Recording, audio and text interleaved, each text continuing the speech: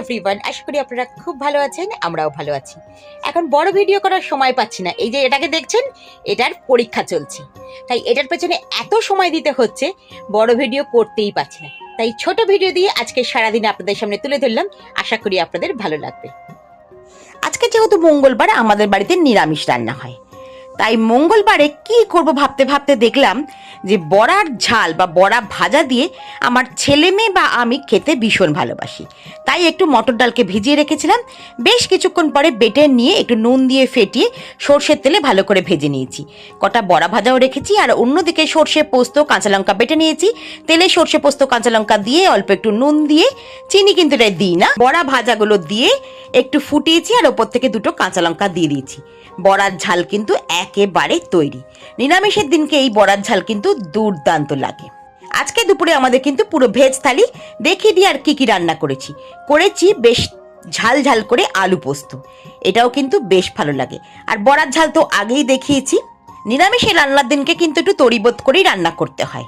সে যাই হোক, প্রথমে 4টে বড়া ভাজা দিয়ে দিলাম, মুগের ডাল করেছি, তার সঙ্গে আলু পোস্ত আর বড়ার ঝাল, যেটা সব থেকে আমাদের সকলের ফেভারিট। নিরামিষ রান্না অনেক কিছুই করা যায়, তার জন্য সময় চাই, ধৈর্য চাই, আর এইরকম ছিমছাম মেনু হলেও কিন্তু মন্দ হয় না। আজকের দুপুরের নিরামিষ থালিটা কিন্তু বেশ জমে গেল। আপনারা যদি কেউ চান এইরকম বড়ার ঝাল কিন্তু করে একবার দেখতে পারেন, আমার মনে হয় আপনাদেরও খুব ভালো লাগবে।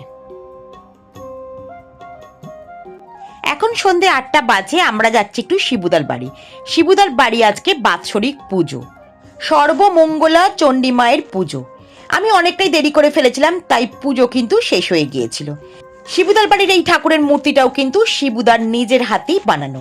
আমাদের বাড়ি যেমন দুর্গা ঠাকুর শিবুদা বানায়, তেমনি নিজের বাড়ির ঠাকুরও কিন্তু শিবুদার নিজেই বানিয়েছে। আমার এইখানে এলে এই ঠাকুরের মুখের সাথে আমাদের বাড়ির মায়ের মুখের কিন্তু অনেক মিল পাই। আর ঠাকুর ঘরে খুব সুন্দর করে নৈবেদ্য সাজানো ছিল, মায়ের মুখটা দেখতে অসাধারণ লাগছিল। মা সকলকে ভালো রাখবেন এই কামনাই করি। বেশ অনেকক্ষণ হয়ে গেছে, এখন আমরা বাড়ি ফিরে যাচ্ছি। এখানে আমি আর আমার কর্তামশাই এসেছিলাম। আমাদের আজকে হাঁটাও হয়ে গেল, শিবুদার বাড়ি ঘোরাও হয়ে গেল।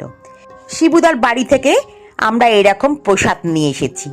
ভোগ দর্শনে দুর্ভোগ কাটে, তাই এটাও আপনাদের সামনে তুলে ধরলাম।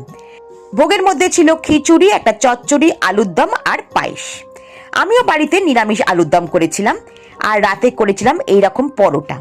পরোটা কিন্তু এমনি এমনি পরোটা নয়, পরোটার মধ্যে আছে কড়াইশুঁটির পুর দেওয়া, মানে কড়াইশুঁটির পুরের পরোটা আর আলুর দম। আজকের মতন শুভরাত্রি। ভালো লাগলে লাইক দেবেন।